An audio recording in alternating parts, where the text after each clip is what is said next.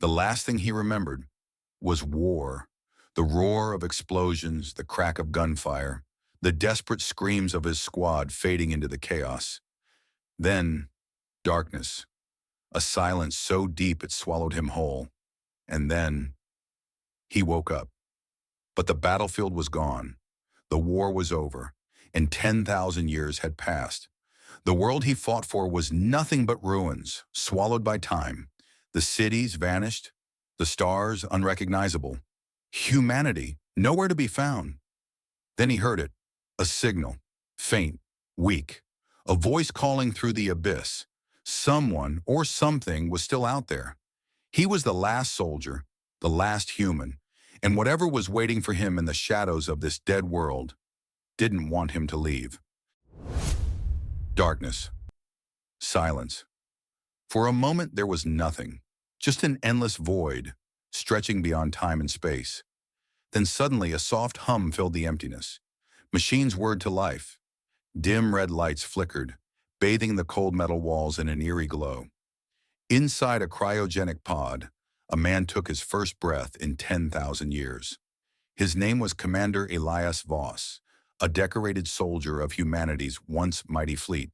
His last memory was of war, blazing plasma fire, ships torn apart in orbit, the screams of his dying crew. Then the impact. The emergency sequence had activated his stasis chamber, sealing him in a frozen prison, drifting through the abyss of time. Now something had awakened him. The pod's glass hatch cracked open with a hiss, releasing a cloud of mist. Elias gasped, his body convulsing as he lurched forward, collapsing onto the freezing floor. His lungs burned, his muscles screamed in agony, but he forced himself up. The room around him was silent. Too silent. This wasn't his battleship. The architecture was alien, the lighting dim and lifeless. The air smelled sterile, unused. He staggered to his feet, his boots clanking against the metallic floor. There were other stasis pods lining the walls, but they were all empty. Some shattered, some covered in thick dust, long abandoned. Where is everyone? He reached for his comms implant, but static was the only response. No emergency signals, no distress calls, nothing. Elias moved through the corridor, gripping his sidearm. The layout of the facility was unfamiliar, but he wasn't lost. A soldier never gets lost, only misplaced. He found a terminal, its screen cracked but functional. His fingers trembled as he accessed the system. His blood turned to ice. Date, 10,278 years after the fall of Earth. His breath caught in his throat. That had to be a mistake. 10,000 years? It wasn't possible. His hands flew over the interface, searching for answers. What happened to humanity? Where was the fleet? Where was Earth? One phrase appeared on the screen, glowing in cold blue text. Humanity. Status. Extinct. Elias stared in horror. His mind raced. He had gone into stasis in the middle of humanity's last great war, the final battle against an unstoppable enemy. And now, they were gone. All of them. His hands clenched into fists. Number. He refused to accept that. If humanity was truly dead, then who had kept this facility running? Who had woken him up? A deep mechanical hum filled the air. Elias turned sharply, his instincts screaming danger. Down the corridor, something moved in the shadows, tall, unnaturally slender figures with glowing, inhuman eyes watching him. And then they spoke. The last human is awake. Elias froze. His heartbeat pounded like war drums in his ears. The figures in the shadows moved with unnatural precision. Too smooth, too calculated. They weren't human. The dim blue glow of the terminal cast just enough light for him to see their alien forms. Tall, skeletal beings with elongated limbs and obsidian-like armor fused into their skin. Their faces lacked mouths, but their piercing, glowing eyes bore into him, radiating an intelligence he didn't trust. The last human is awake. Elias gripped his sidearm, aiming directly at the closest one. His military instincts had kicked in, overriding the sheer disbelief burning through his mind. "Who the hell are you?" His voice was hoarse, dry. His throat burned. 10,000 years of silence finally broken. The alien figures didn't flinch. They didn't react like a species that feared bullets. "We are the keepers," one of them finally spoke. Its voice wasn't audible in the traditional sense. It echoed inside his skull, like a whisper in his own thoughts. "And you are the last remnant of a dead species." Elias narrowed his eyes. He didn't lower his weapon. "Where is humanity?" His voice was sharp, demanding. The keeper stepped aside, gesturing toward the terminal. The screen flickered, then began displaying fragmented images. Ruins of vast cities covered in alien overgrowth, scorched battlefields littered with rusting human war machines, and finally, Earth. Elias felt his stomach drop. The planet was unrecognizable. Once a beacon of civilization, it was now a husk. A cold, barren wasteland, covered in craters and fractures, its atmosphere tainted with the scars of orbital bombardment. "Your people fought until their last breath," the keeper continued, "but they were doomed from the start." Elias clenched his fists. His knuckles turned white. "By who?" he demanded. "Who did this?" There was a pause, an eerie silence. Then the screen shifted again, revealing something even worse. A colossal, dark structure loomed in the depths of space, unlike anything Elias had ever seen. It wasn't a planet, nor a ship. It was something else entirely. A massive, biomechanical construct, pulsing with eerie, shifting energy. And it was still out there. "The architects," the keeper whispered inside his mind, "they are still watching." Elias's grip on his gun tightened. He had no idea who the architects were, but he didn't need a history lesson to understand the truth.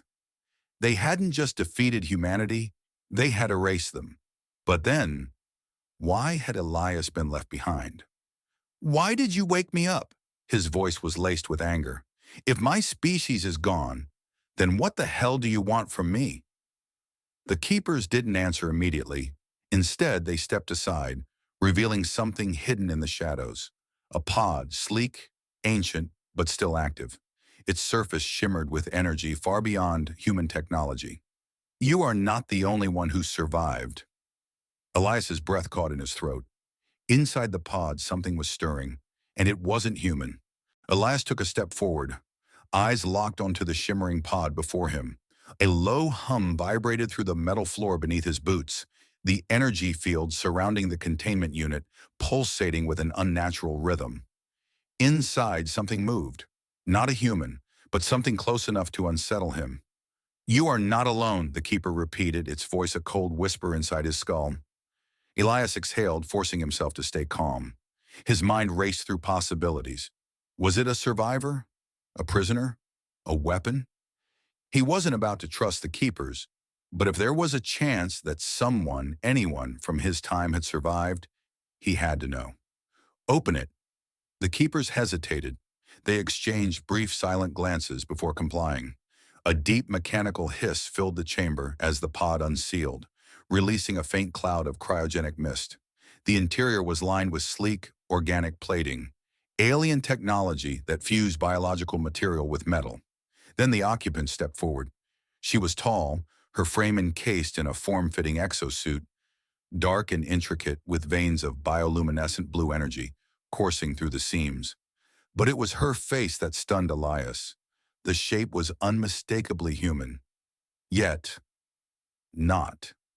Her skin had an almost porcelain sheen, her irises glowing faintly, shifting between deep violet and burning gold. Her hair, white as frost, cascaded in delicate strands, barely moving despite the cold air. But when her gaze met his, he knew. She wasn't human. Not entirely. "Who are you?" Elias demanded, gripping his weapon. She blinked slowly, then exhaled, her breath visible despite the regulated atmosphere. "You're real." Her voice was barely above a whisper, filled with something Elias hadn't heard in over a century: emotion. She took a slow step forward, her movements graceful but not quite natural, like someone remembering how to use a body they hadn't been born into. "I know you," she murmured, tilting her head. "Elias Shaw, commander of the 42nd Terran Defense Corps. You led the charge during the siege of Orion Prime and disappeared. Elias's blood ran cold. How do you know that? She hesitated. Then lifting her arm, a small hollow device activated on her wrist. A distorted recording flickered to life, warping in and out of static. A face appeared, Elias's own face. Older, worn, hardened by war, a version of himself he had no memory of being. If you're seeing this, the recorded Elias said, voice rough, weighted with exhaustion. Then we lost. Elias's stomach twisted. That's not possible, he muttered. I don't remember. Because you weren't supposed to, the woman interrupted. The keepers remained silent, watching. You weren't just in a stasis, Commander, she continued. You were rebuilt, reprogrammed, reset. The recording of his older self flickered, continuing. I don't have time to explain everything. The architects wiped out humanity, but we had one last play, one last gamble. A weapon, a sleeper. That's you, Elias. You're the contingency plan. Elias clenched his fists. Number. That couldn't be right. He was a soldier. He fought. He bled. He lost men under his command. But he was no damn weapon. You expect me to believe I'm some kind of experiment? He growled. The woman didn't flinch. Believe whatever you want. She raised her wrist again, and a final line of data scrolled across the holographic screen. Coordinates. But we don't have time for questions. She turned toward the keepers. The architects know he's awake. As if on cue, the entire facility shook. Warning sirens flared. The cold metallic voice of an AI system echoed through the walls. Emergency protocol engaged. Unauthorized signature detected. Hostile response inbound. Elias barely had time to react before the entire chamber plunged into chaos. Something was coming, and it was coming for him. The station trembled. The distant hum of the facility's power core was drowned out by the escalating wail of alarms, the flickering red emergency lights casting deep shadows across the room. Elias barely had time to process what was happening before a violent shock wave rattled the walls. Something had just breached the outer perimeter. We need to move, now. The woman's voice was sharp, urgent. She had already turned, moving with unnatural grace toward the exit. Elias hesitated, just for a moment. He had questions. Too many. Who was she? Who had made him this way? Was he really just a weapon? Some last-ditch effort by a dying species? But then another detonation thundered through the structure. The ground shook beneath him. This isn't the time for doubts. Elias clenched his jaw, tightened his grip on his weapon, and ran after her. The corridors were collapsing. Overhead, pipes ruptured, spewing steam and electrical discharges. The once sterile walls of the station were now marred with cracks, exposing the cold void beyond. The keepers were gone. Whether they had fled or been obliterated in the attack, Elias didn't know. What the hell is attacking us? Elias shouted as he ran, barely keeping pace with the woman. She didn't answer immediately. Instead, she skidded to a halt at a reinforced blast door, slamming her hand against the control panel. It's them, she finally said. The architects. Elias's breath caught in his throat. They found me. The blast door slid open, revealing a vast loading bay filled with ancient, dust-covered dropships and cargo freighters. But they weren't alone. Through the gaping maw of the hangar entrance, the darkness of space was filled with monstrous silhouettes, twisted biomechanical vessels, their surfaces shifting and writhing like living things. Dark tendrils extended from their hulls, coiling inward as they prepared to strike. Move! The woman shoved Elias forward just as the first lance of energy cut through the docking bay, obliterating a row of abandoned ships in an instant. They sprinted for cover, diving behind a fallen cargo container as debris and fire rained down around them. We're dead if we don't get out of here, Elias yelled over the chaos. The woman nodded, her fingers already flying across the interface of a nearby dropship's control panel. Elias stole a glance at the approaching enemy ships.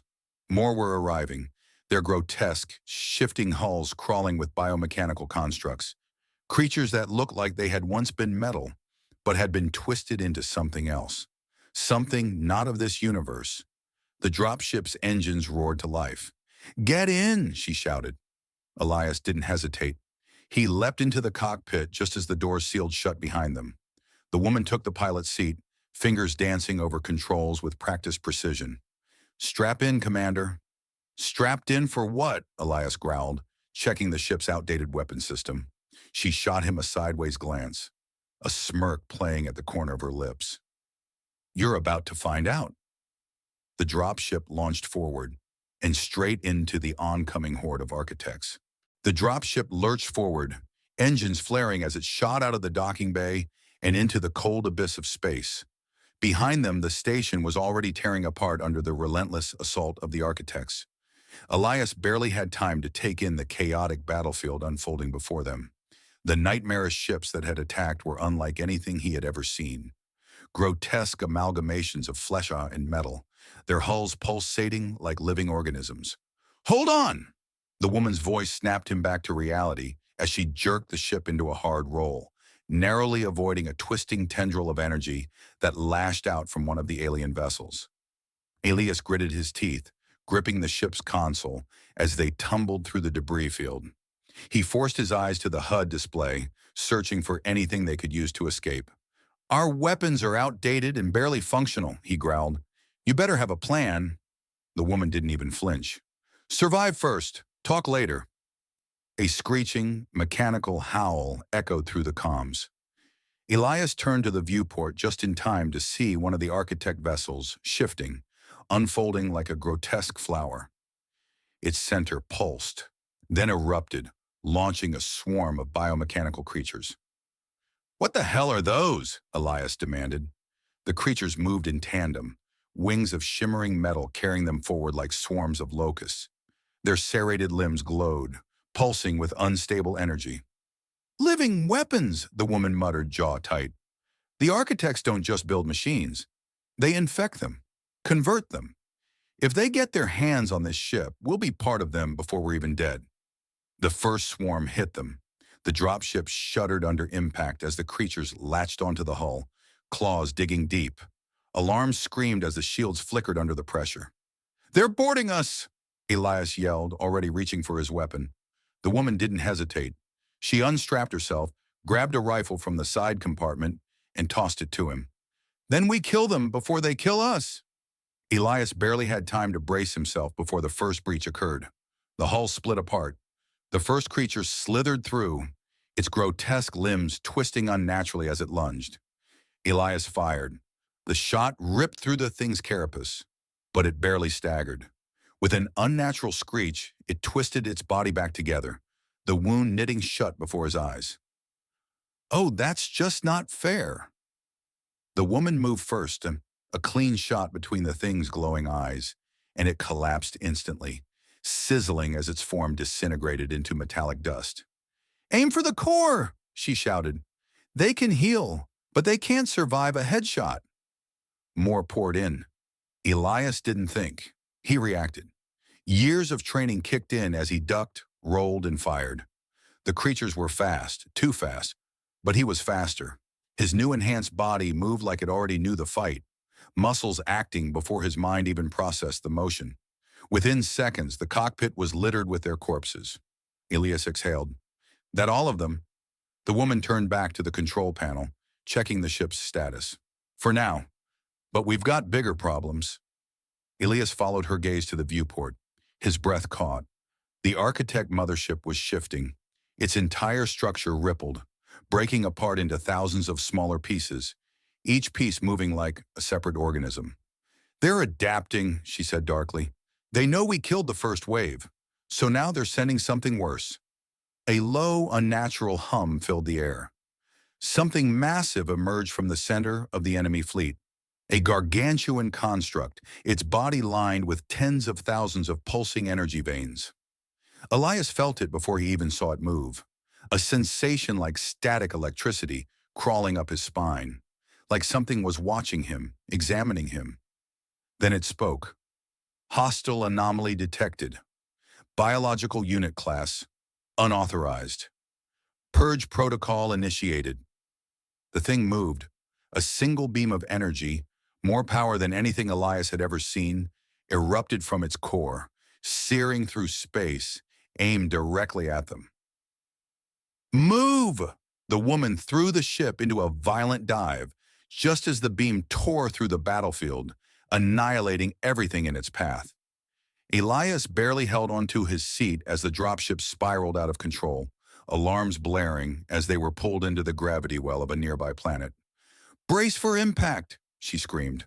The world rushed up to meet them. Then, blackness. Elias and the woman moved silently through the ruins. The moonlight cast eerie shadows over the wreckage of a once great city, its towering structures long since hollowed out by time and war. The air was heavy, thick with the weight of something unseen. Elias clenched his rifle, scanning the streets. "If something's watching us, why hasn't it attacked?" The woman's face was unreadable. "Because it's waiting." That didn't sit well with Elias. They navigated through the broken remains of what must have once been a human outpost. Shattered signs written in an ancient dialect flickered with half-dead lights. The architecture was unmistakably human, but something felt off.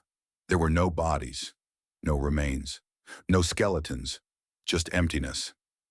"Something doesn't add up," Elias muttered. "If humanity was wiped out, there should be remains, graves, bones, anything." The woman stopped suddenly. "You still don't get it, do you?" she said softly. Elias turned to her. "What?" She took a deep breath. "The architects didn't just kill humanity. They repurposed it." Elias frowned. "Repurposed?"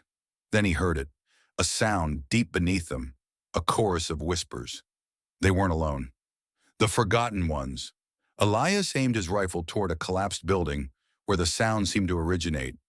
The woman motioned for him to be silent as she led him toward a subterranean entrance, the shattered remains of what must have once been an underground facility.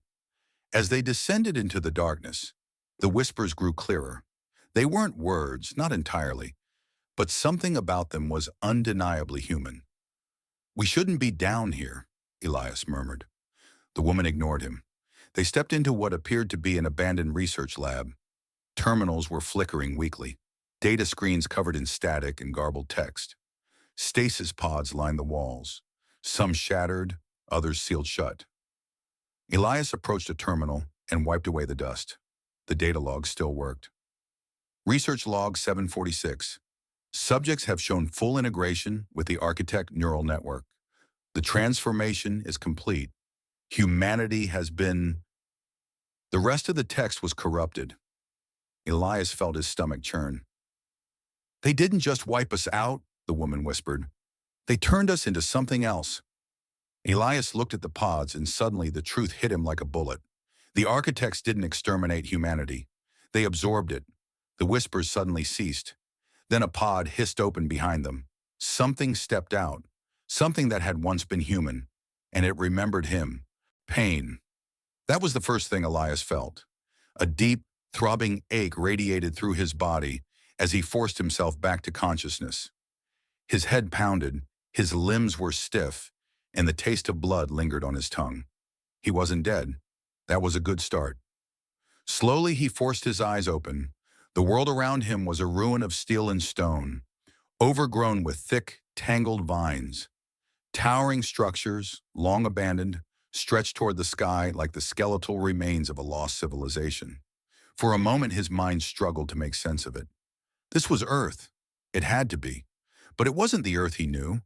His breath came slow and measured as he pulled himself up, scanning the devastation.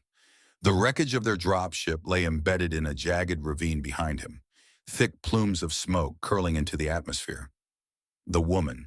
She was alive. She knelt a few feet away, rifle raised, watching the ruins with quiet intensity. "You took a nasty hit," she muttered without turning. "Didn't think you'd wake up this soon." Elias groaned, testing his limbs. "Nothing broken." "Lucky. Where are we?"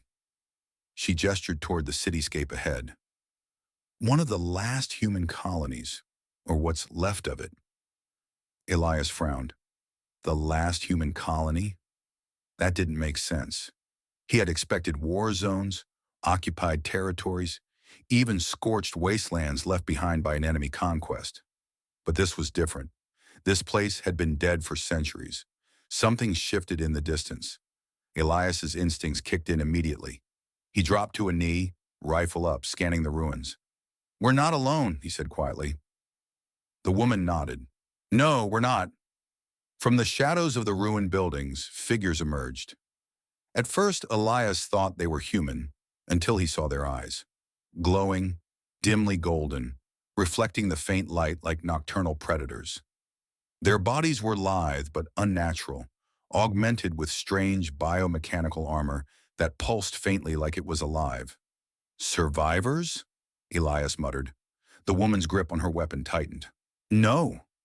The figures moved unnaturally, shifting in eerie synchronization, circling like wolves, sizing up prey. Then one of them spoke. "You are not of the architects." Its voice was distorted, a layered echo beneath the words. Elias frowned. "And you're not human." "Not anymore." The figures stepped closer. Elias could see them now, the remains of what once were men and women, twisted by something unnatural. "The architects left nothing," the leader of the group rasped. "Only those who were changed." Elias' blood turned to ice. The architects hadn't just wiped out humanity. They had assimilated them. The woman beside him spoke, her voice flat and cold. "They're hybrids." Elias didn't need to ask what that meant. "You're telling me the last humans alive aren't even human anymore?" The leader of the hybrids tilted its head, watching him. "You do not understand what you are." Something about its voice made Elias's gut twist. "And what the hell am I?" he growled. The hybrid stepped forward, lifting its hands to its chest.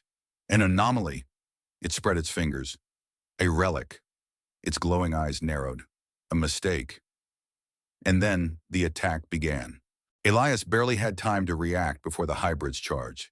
They moved with inhuman speed, a blur of motion against the crumbling ruins. Their bodies twisted unnaturally, their limbs stretching with an unsettling elasticity. Metal fused with flesh, their armor pulsing with an eerie bioluminescence. Instinct took over. Elias rolled to the side just as a razor-sharp limb slashed through the air where he had stood. He snapped his rifle up, firing in controlled bursts. The rounds tore into the hybrid's chest, but instead of collapsing, it barely staggered. "Shit!" The woman was already moving.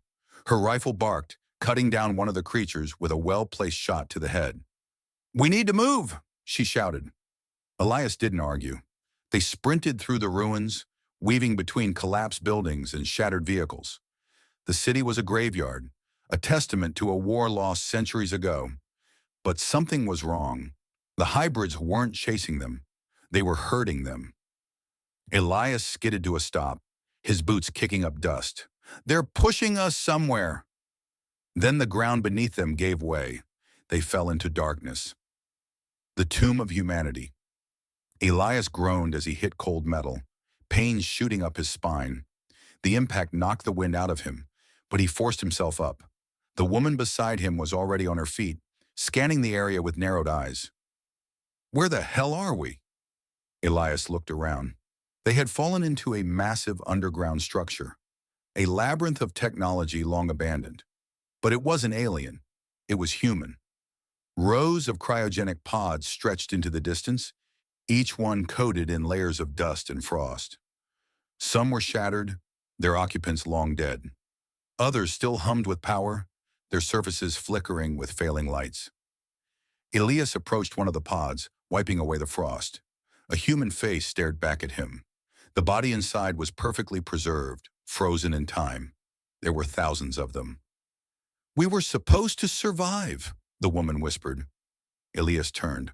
The hybrid stood at the edges of the chamber, watching in silence. "This is the last remnant of your kind," the leader rasped. "The architects left nothing but dust and echoes. Your war ended before you ever woke up."